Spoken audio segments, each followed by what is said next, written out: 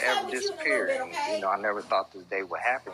Okay. Where something that the young people just, they'll die on is about to get banned. You just will never think. Mm-hmm.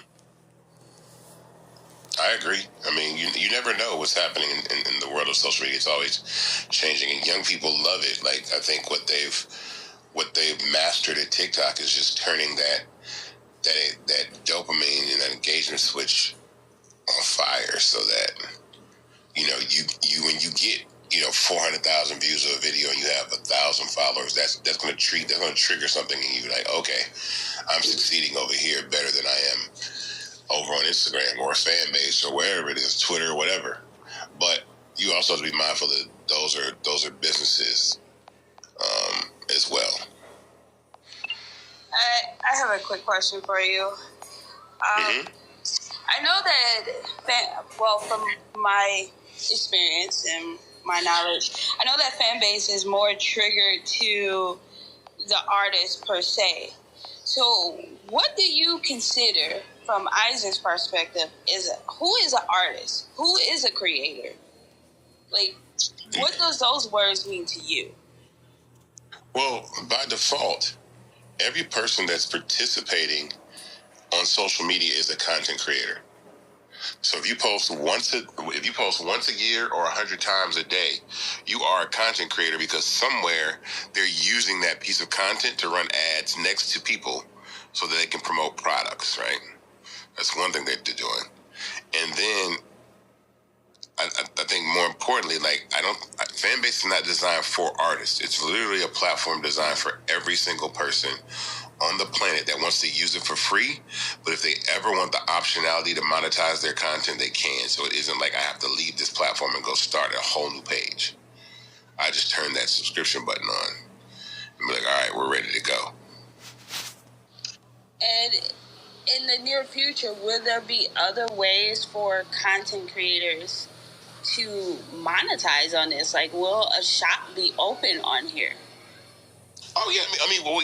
We said that in our launch, that in 2024, we want to focus on gaming and e-commerce tools. But I have it's like, I'm not going to talk about it, but I just have a lot of the decisions you guys got to understand, a lot of the decisions that get made with these social media platforms, you understand that they're also making a decision based on the profitability of the company, right? They're making a decision like, is this a good idea from a profit versus loss perspective, right?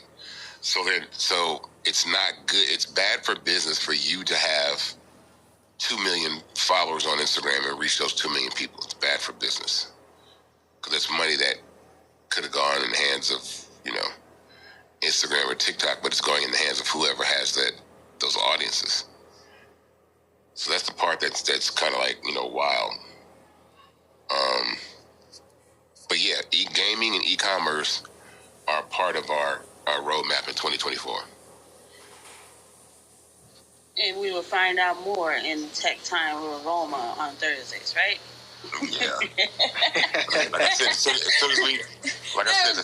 the faster we close this raise, and I got some things coming up. I got some things coming up this week that are going to help with that. But yeah, that's what I say. Like, as soon as we get to 17 million, it'll help. But we'll start long before that anyway.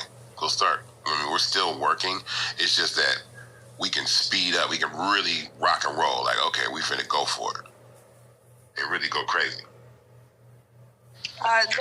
There was a question in the chat, and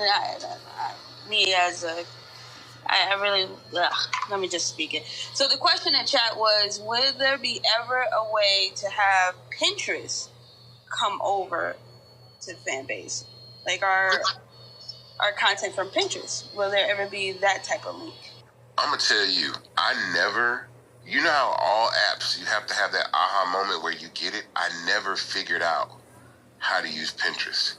So I don't even understand how Pinterest works. I tried when it first came out. Like, you had a pin board, or you pin stuff up, but it never really, in my opinion, like for me, became something that I felt like was for me. Now, it could be like younger people or women or other people, and it made sense. I just never got it. Oh, it's easy. You make 3 boards. You say in progress. You say up and coming events, in progress, and finish, and you just make some pretty graphics and post it. It's that easy. It's not that easy. I like how you're trivializing it, and I'll say this, Isaac, is that if you at least use Pinterest trends, that'll at least help you figure out for your particular niche what's about to come up with the keywords and all that stuff. And you don't have to actually be setting up your account to do all the board stuff, but you can use Pinterest at least for the analytics side of things and forecasting.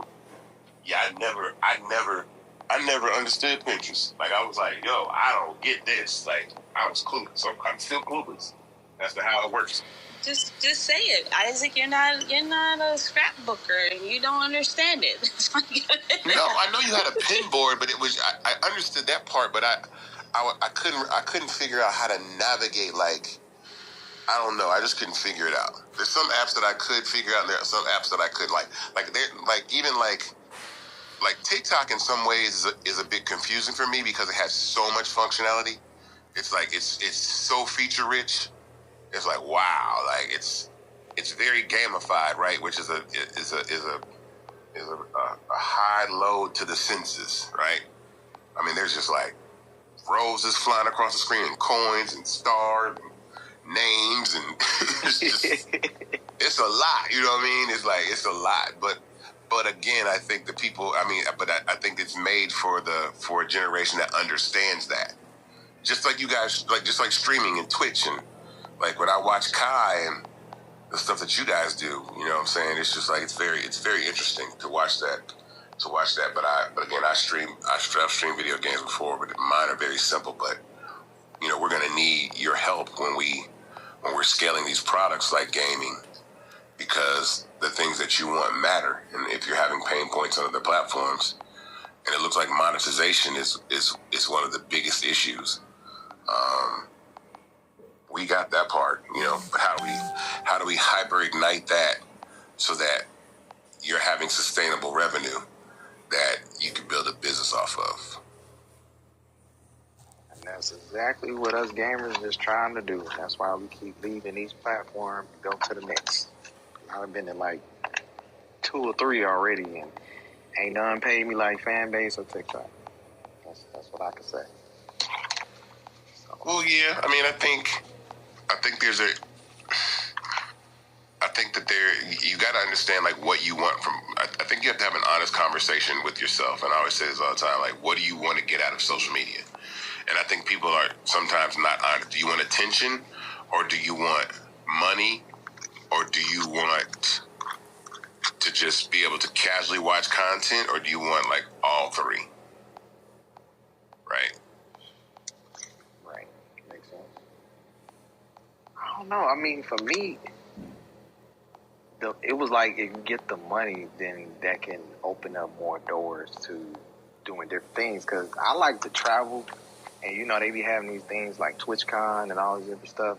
I'm sitting at the house while all these people who they might have had like 5,000 followers or something. They'll go down there and network with some gamers, and they end up with like 100K, 200K. Like they getting in these communities of people who stick together and help each other grow.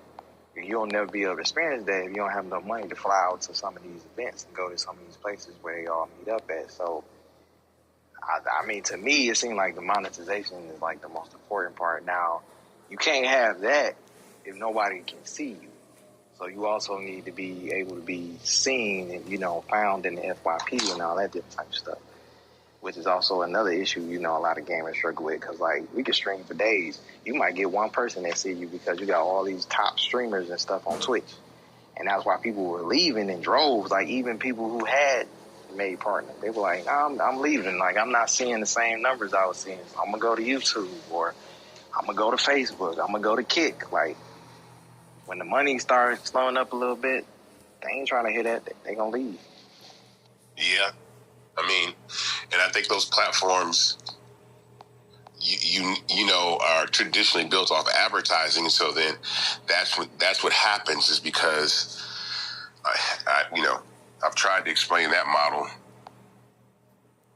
that the advertising element to social media is what really affects your visibility, because they just can't give you the visibility that they're charging people for. Exactly. That's exactly what it is.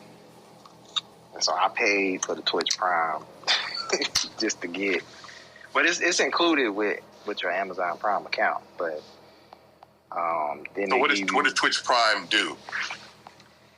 I know Twitch Prime is where you get to subscribe to like people that, isn't that where you get to have subscriptions, or people subscribe to you, or both?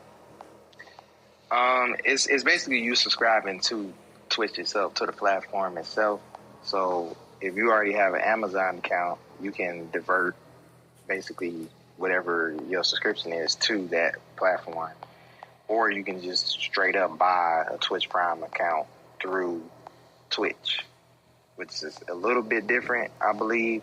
But all it does essentially is just gives you more perks on the platform. So they give you free video games, they give you discounts, they give you all these different things on there to incentivize you to essentially stay on the platform and stream on the platform, because you're getting free stuff.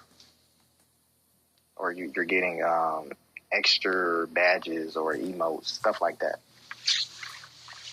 Got it.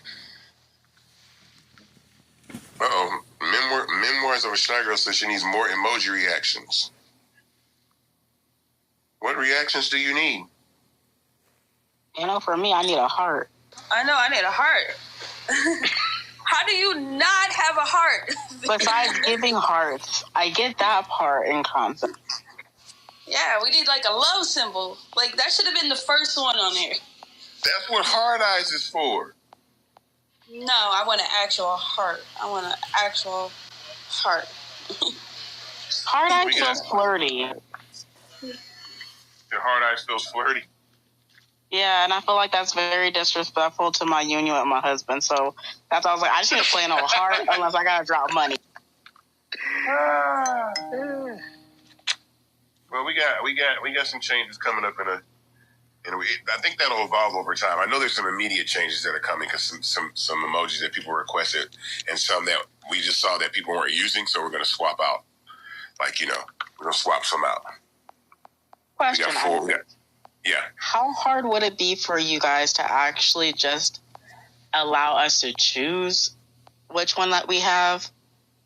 Like some other platforms where we can actually make a choice of which reaction we want to do, such as it will mimic the DMs in Instagram.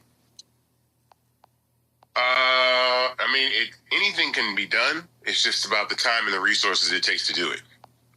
So it's not that then check, this is another thing too. So social media apps are very heavily data driven, right? So let's say you're exactly right, and that's a feature that you want.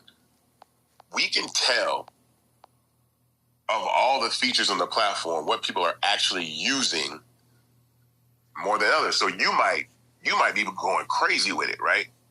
You might want that, but it might not be enough for us to take the time and resources to add it, because at the end it doesn't change. It doesn't help the platform grow by engagement or revenue. So the things that are so I'll give you a prime example. Now let me does anybody who on here in the audience, and I'll just take a poll, right? And everybody, if you know how to use stage reactions, right? You tap on a profile picture of yourself, and then a screen of emojis comes up, and you tap it. So if you live stream, like if you go live on Facebook or you go live on Instagram, tap and show a green check mark. If you don't go live, then tap an X. But if you go live from the audience, you go live on social media. You know what I'm saying? So I see a couple X's, I see a couple checks, I see a check mark. Anybody else? I see a check mark, I see an X, I see a check mark. I see X. Okay. Now let me ask you this. Okay. So then, if you don't stream live, do you watch lives? Same thing. If you watch lives, put a green check. Like you just watch people on live. Okay, so we watch it. Okay, so So see, so you know what? That's telling me. So this is okay. So this is great feedback, guys. I'm gonna tell you why. So in about a month, the live functionality on Fanbase is going to change into something that is app wide for every person on the platform. So it's going to benefit the people that like to watch lives and the people that like to go live. Because now, let's say I click on. I'm not going to put anybody on blast. Let's see. All right. So who can I pick on stage? I'm going to pick somebody on stage and be like, okay. Pick me. No, I'm joking. Okay, but Ashley, I'll use you. So you have 745 followers. So currently the way that live is constructed is that if you go live, even though you have 745 followers, all 745 people will be notified. But that does not mean, that means that if they happen to be on the app at the time that you're on the app, then they will get a notification that you're live, or they'll see you at live at the top where the stories are, and they'll be able to click on it and go into your live, right? That's how the current function of live works. And that's how Instagram's live works, right? But what I've noticed, and I think will be pretty popular, is that when we redo live, when you go live, your live will be visible to whoever is on the platform at that time.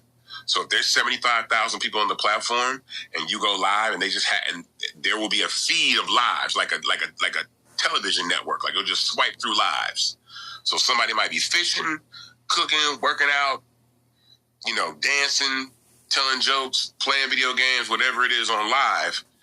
It'll be available to the entire platform for people to see. Now, if you think that that's a good idea, throw a thumbs up, like in the audience, like tap a thumbs up icon. If you think it's a good idea, that now your live won't be restricted to who your following is, and that gives you the ability to be seen by the entire platform. So that just opens it up, and that's an enormous amount of engagement.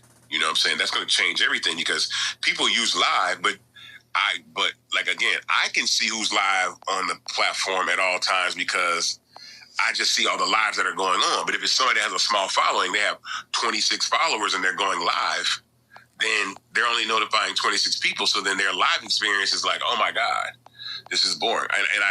And what I'm hoping from this is that I'm hoping that our live experience falls somewhere like way better than Instagram. And at some point, it's good, because I know that the live experience on TikTok is better than the live experience on Instagram. You can get more live viewers on TikTok, but that platform is so large that you get lost in the sea of millions of people that are live. So you get into the thousands of people that are live. Now you're getting into, okay, Fanbase is small enough that when I go live, I might have 500 people watching my live. Where I go live on Instagram, I have 5.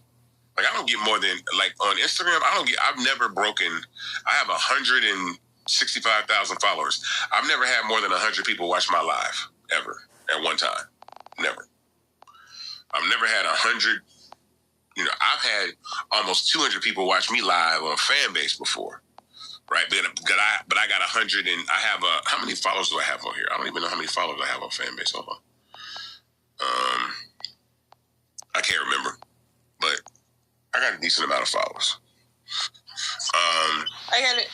So a question came up in the chat that I really want to influence. It says, with everyone knowing that we're going live, which, I agree with you and disagree with you at the same time. Mm-hmm. The person said, and it ends up with people on our lives that has nothing to do with our audience.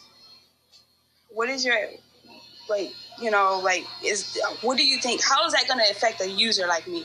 Or, no, I shouldn't say like me. How is that going to affect the user overall experience? So the algorithm for live is still going to learn what people like. So there's a lot of things. There's a lot of data points that apps pull from, right? So there's a lot of data points that apps pull from to kind of create this environment. But for me, right? And what you're seeing in most social media, I don't know what I like. I didn't know I liked pet videos as much until I started watching them. And then I share a lot of pet videos. I just see the humanity in animals, and it's just very interesting that they do so many, collectively, all these videos they create. You see how much unique behavior that animals have and a lot of cool things that they do. And I would not have known that if I would have not just started seeing that content. So I don't know what I like, because my feed on Instagram is primarily like gaming content, like comic book content, music content, the people that I follow, and then pet videos. And so, I still think that when you're flipping a channel, like when you're channel surfing, you may not know what you want to watch on TV, but you might stop and see something and say, okay, this is what I like. And I think that's the thing that happens. I think people will be scrolling on Fanbase, and then they'll stop and see something that they like, and then they'll start watching that. And that can increase your following. And then the algorithm knows, okay, so you like this user, and then this user in their bio has tech, or in the caption it says this. And so those are the data points that you're going to be able to pull from. Okay, what's the caption that's written in your live? Like, okay, talking about the Oscars. And then it's like, okay, so now the algorithm knows, okay, so you might like entertainment content, or the person identifies as an entrepreneur or as an athlete or whatever.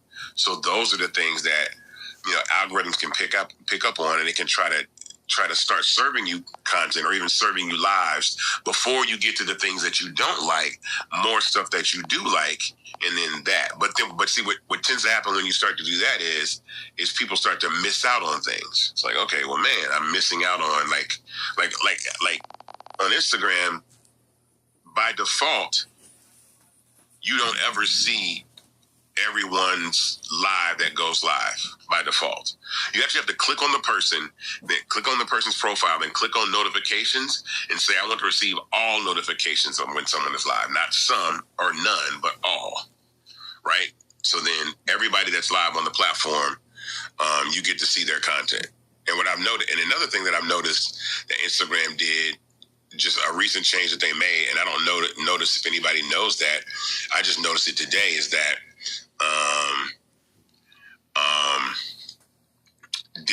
before, whenever you were live, all the lives would be at the front of the stories. Does anybody remember that? Like when you're live on Instagram, as soon as you look at the story section, whoever's live is at the stories. It doesn't do that now anymore. And I think the reason it doesn't do that is because people start watching lives and then they don't watch stories, right? So you start watching lives, and then you're not, because all the people's stories, if I go to, I'm telling you right now, I'm swiping through my screen right now. I'm still swiping. Like, it's an endless feed of people's stories. And what I realize is the further I go back, I'm seeing people that I actually know and follow, but I haven't seen these people. Like, I haven't seen some of these people, like Pierre. Like, I haven't seen Pierre, Simone. I haven't seen any of these people's stories in years. So you really have to take the time to scroll through that long feed of stories, just swipe and swipe and swipe and swipe. And the difference is, somebody might have 30 stories on their story, but there's only one live on your live. So you're like, okay, cool. You're live and I swipe, and you're live and I swipe. So I wanted to turn live into just a channel. Just a channel that's there. And then maybe down the road as we evolve, you might be able to set parameters like, I prefer to see live content about gaming, or live content about dancing, or live content about gossip or pop culture. And then you might see those lives or podcasts or whatever it is. And then it'll start to serve and feed you the type of stuff that you're more likely to be interested in. But in the beginning, I just love the fact that nobody is hidden on this platform. Like, nobody's going to be like, man, because on top of that, on top of the notifications that are going to get sent out, because even me, I might have 200 people in my live, but I might have 80,000 people that follow me on Fanbase, right? But if I had 165,000 people that follow me on Instagram, and it'll tell you, like, even when you go live on Instagram, it gives you a realistic expectation of who's going to see your live. It'll say 1,000 users. 1,000 users are active right now. 1,000 people that follow you are active on the app right now. So you might have I might have 165,000 followers, but it's only letting me know that 1,000 people are active. And I think that's the assumption that people have when you're on social media. I think that you think that everybody's on the app all the time when you're on the app. And that's not the case at all. So my next question to you. Definitely not the case. Yeah. Right. So my next question to you is, I appreciate the fact that, you know, that notification going out saying that I'm live. But will there be a way that I can control that? I mean, I get a lot of notifications from a lot of different apps that I, you know, subscribe to. But no, you won't get a notification. What I mean is live will be a feed. It'll be a section in the app that you can just go into and look at lives. Okay. So like a user like me, so if Sharente goes live, I'm not going to get a notification that she's going live, but it will be some special mystery button in the left corner somewhere. That says, it won't be a mystery button. So when you go to, so you're familiar with dynamic search, right? So you click on the search, the magnifying glass right now, right? On dynamic search, it pulls up suggested flicks, recent audio rooms, popular Fanbase plus, stuff like that, right? Mm-hmm. It'll just be live. So you'll be able to click on it and just start scrolling through lives. You see what I'm saying? Yeah. Okay. So it won't be a hidden button. It'll just be like, all right, cool, boom. I was just saying that sarcastically. Got it. That was a sarcastic remark. That's what that was. Okay. Oh, yeah. Yeah, so it'll be there. All right. So now then my next question is like, yes, this live is going to happen. Boom, boom, boom. And you have someone like Silver Fox who will go live every day, 24/7, got 1,000 posts. How would his engagement change? Well, I mean, it's still visible for people to see him. Plus, also when we're refactoring the feed, we'll be able to start to put lives actually in the feed. So as you scroll, you might scroll by a post and it'll be a live. You see what I'm saying? That sounds kind of TikTok-y. I like that. Yeah. You might scroll by something and go, oh, that's a live. Let me hop into this live and see what's going on. Yeah. Yep. But I was going to ask you, like, if it's going to be like the channel, it would be like no different if you were saying you want to look for some lives. You're just like, okay, let me look up cooking lives. And a bunch of people put cooking lives up. You just scrolling through cooking lives. And you just pick whichever one you want to hang out in, right? Yeah, I mean, I think eventually it'll be like that. But let's say this for me on TikTok. Like, TikTok doesn't show me a bunch of suggested lives. When I go to live, I have no idea what's going to pull up. Because at one point, I was on TikTok and there was this dude trying to peel a raw egg without it breaking. I used to sit there and watch that dude for like an hour. Him trying to like peel this egg. Like a raw, like a not a boiled egg, but a raw egg with just a membrane around it, without it. And then if he broke, he would sit there and do it again. He had a camera pointed right, like a real high definition camera pointed right at the finger and magnifying glass. And I would just sit there and watch it. Do like, I want to see if he can peel the whole egg. I didn't ask to see that. It's just something that I found interesting. So those are the things that I like. That you just don't know what you're gonna be. You don't know what you're gonna be into. You have no idea. You understand what I'm saying? So you don't know what you like until you see it. I think that's the one thing that people are going to start to understand about social media is that it's less personal and more entertainment driven. Right? Does anybody, you know what I mean? Like, yeah, I get you. Yeah, I get you. I was telling my boy Jeff the other day. I was like for me, Facebook will always have a sentimental value to the users that were on it in the early 2000s, like 2006, 7, 8, 9, because that's just our photo album now. But for someone that's like 22, your photo album is your phone now.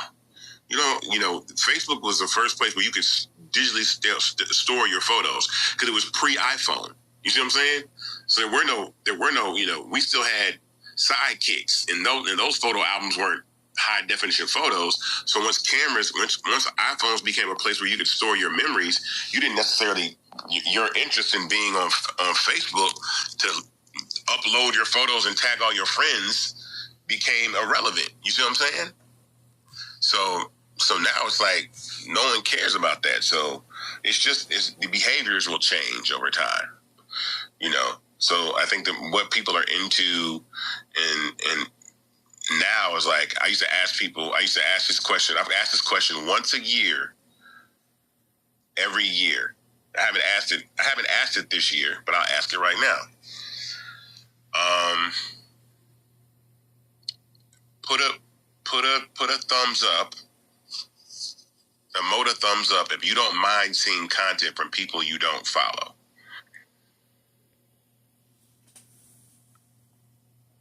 I'm just looking at the audience to see if anybody says that. So if you don't mind seeing content from people you don't follow, throw a thumbs up. See that just the people that are saying that now, that wasn't a year ago. It would have been less, and then 2 years ago, like, I don't want to see any content from people that I don't follow. And it's that slow transition of behavior. Now, I'd rather see. Here's the reason why you want to see content from people you don't follow now. Is because now, through DMs, we're sending all of our friends the things that we like in the DMs. And then that's helping curate our algorithm.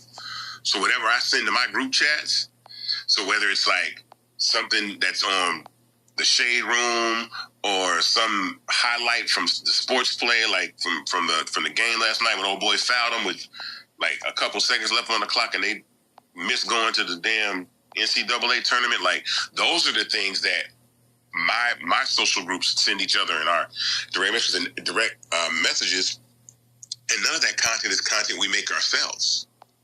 So most people now are using social media as a television network as opposed to creating content.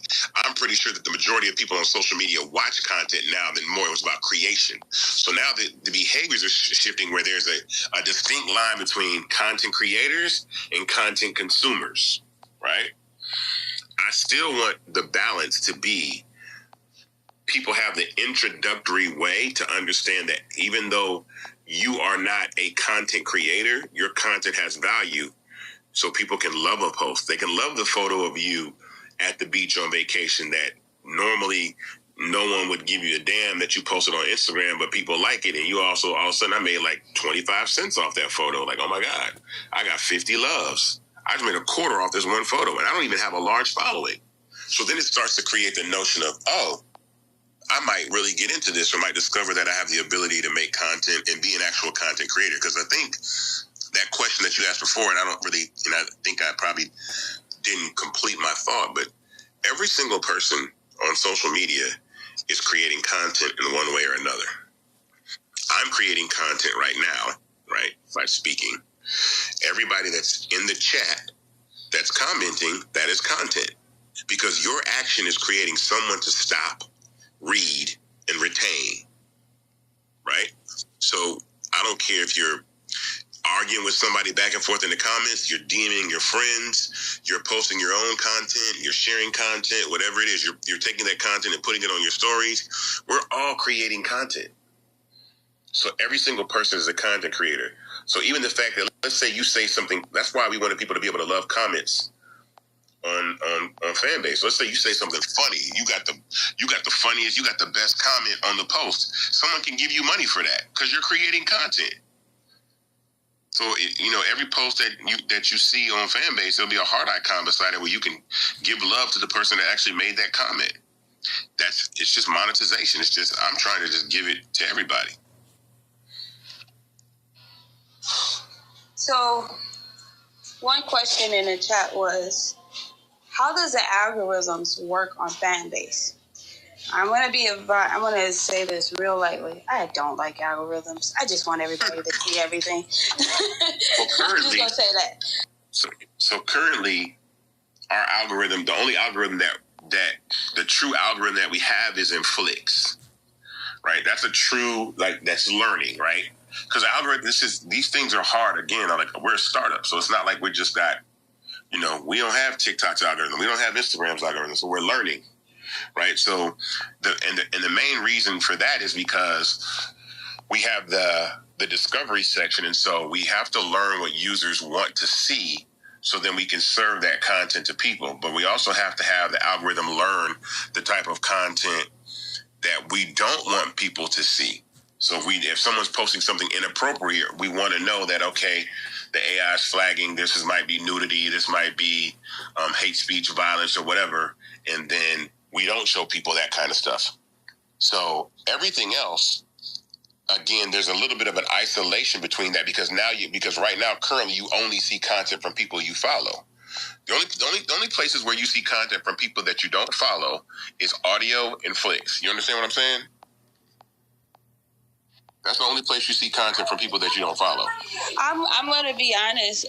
Flicks is where, and everybody can take this for what they want. Flicks is where I got most of my followers from. I started posting more in Flicks.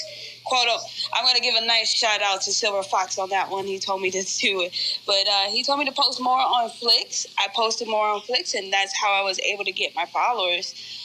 There are people out there. There are people on this app that don't even come in the audio rooms at all. Yeah. I told you audio is so I just posted I posted a post the other day. I posted a post today. I think it was today of a user that's made over $10,000 on Fanbase in a year. That user, I'm gonna tell you the interesting thing about that. That user does not use audio at all. That user sometimes uses Flicks, but the main thing that the user does is just post content to stories, posts, and exclusive content. I don't even think they use Fanbase Plus.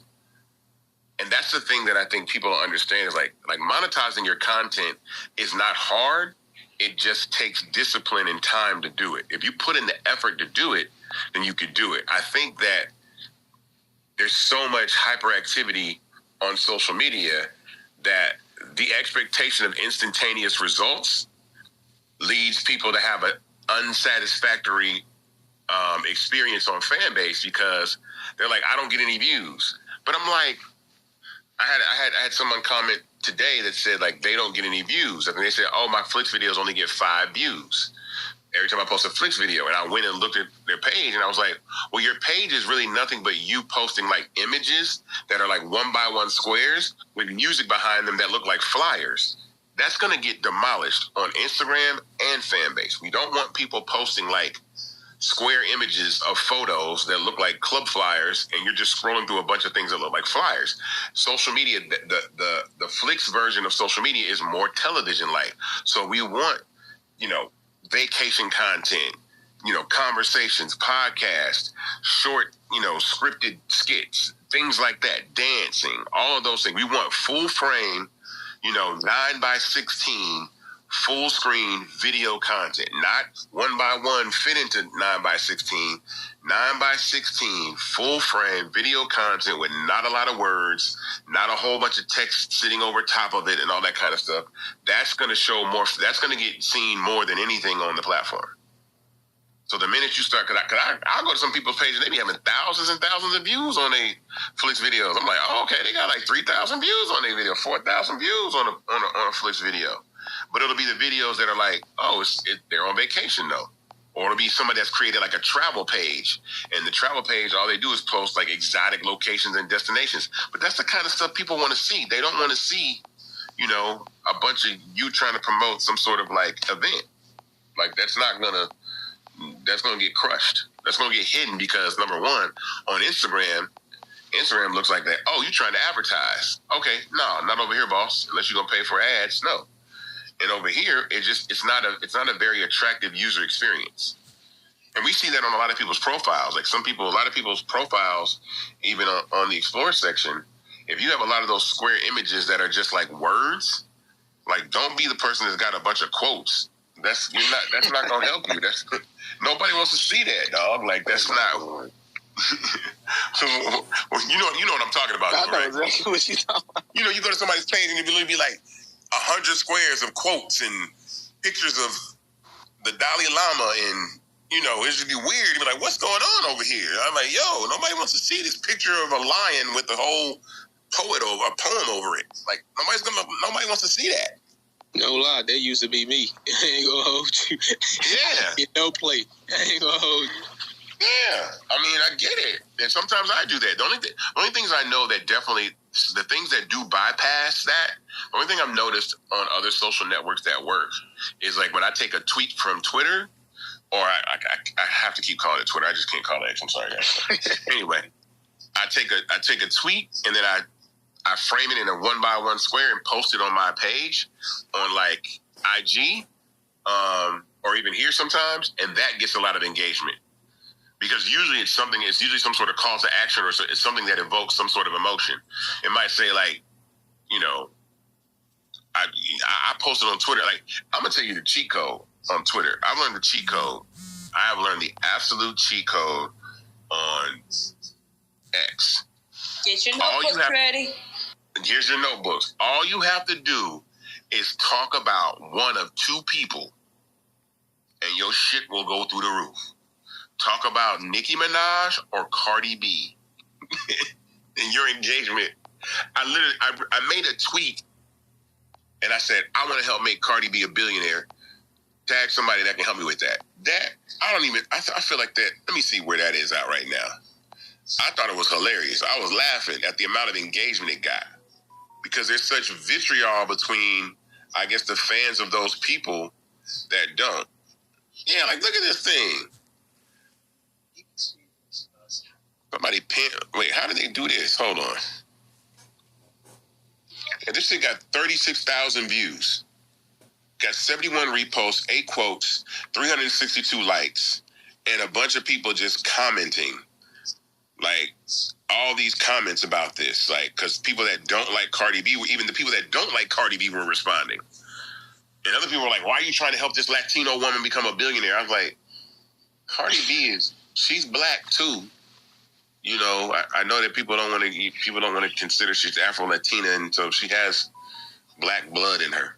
But it's okay. But it was just like the Nicki Minaj fans were like, whatever, you'll do anything. It's like, what? Like this literally somebody says right here, why not make an actual black woman a billionaire instead of the Latino community? I'm like, what are you? But the person has a photo of Nicki Minaj in their profile picture.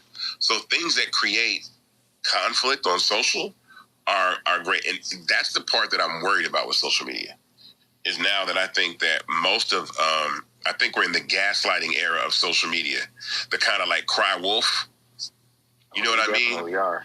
We are so in the, girl sits in her car and complains about the man not wanting to pay for her dinner. Like, all that stuff is made up just to make people mad.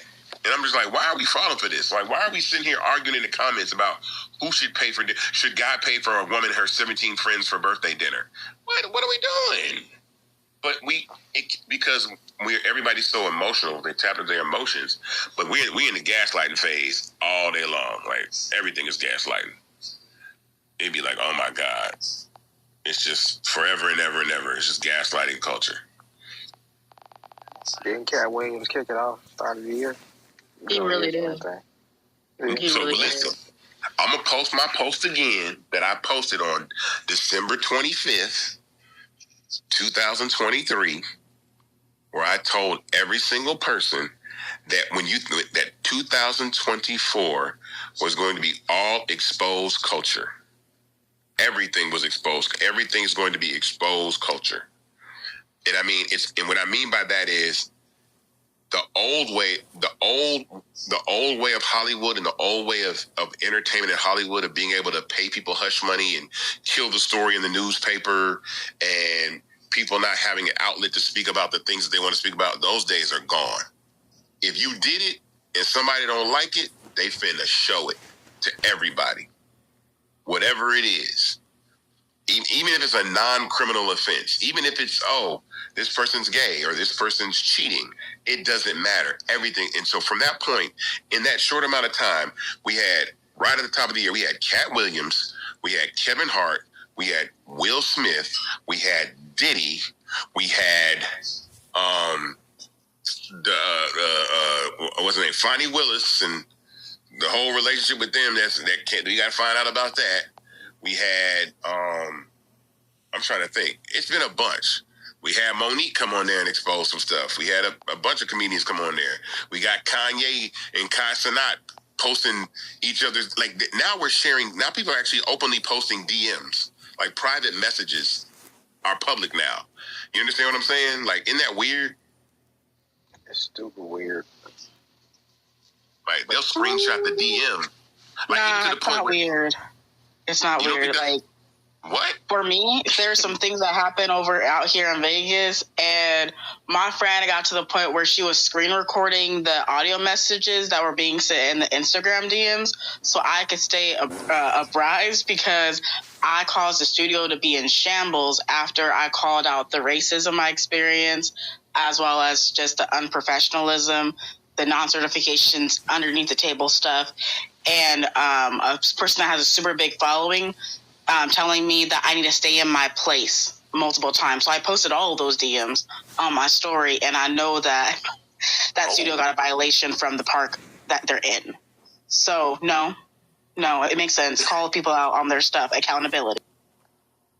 Yeah, but I understand that. I understand that if you're put in I've done that before. If you've been in a position where you've been challenged, but I'm talking about people just don't, like, there's no reason. Like, who cares about, like, going on Tasha K and talking about who's sleeping with Kevin Hart or sleeping with Will Smith? Like, but again, it's just like, but all that breeds this enormous type of engagement, and so it's very, very, very interesting. But I think that, but that's also a I tell people that's also a sign for Hollywood that it's not, those days are done. You're not going to be able to, I always say the person you are in private, you better start being that person in public, because it's not going to fly. This generation is out there. Like, I was even laughing because even when Kai Cenat got on the phone with Kanye West's manager, he got on the phone with him on Twitch. Like, he streamed a phone call that normally you would just have that private conversation with John Monopoly and be like, yo, yeah, I had a conversation with John Monopoly on the phone and XYZ, and me and Kanye are going to work it out. But he actually streamed the phone call live. So now it's like, you got to think that at all times, whatever you're saying or whatever you're doing is being captured by someone. So, that's just, you got to remember that. People might be able to use that against you. Oh, yeah, and I'm not too concerned, because I tell people like it is. I'll tell a CEO like it is in my DM. I'll have a conversation with them also on the phone. So for me, like, I get that, but at the end of the day, people like me too much.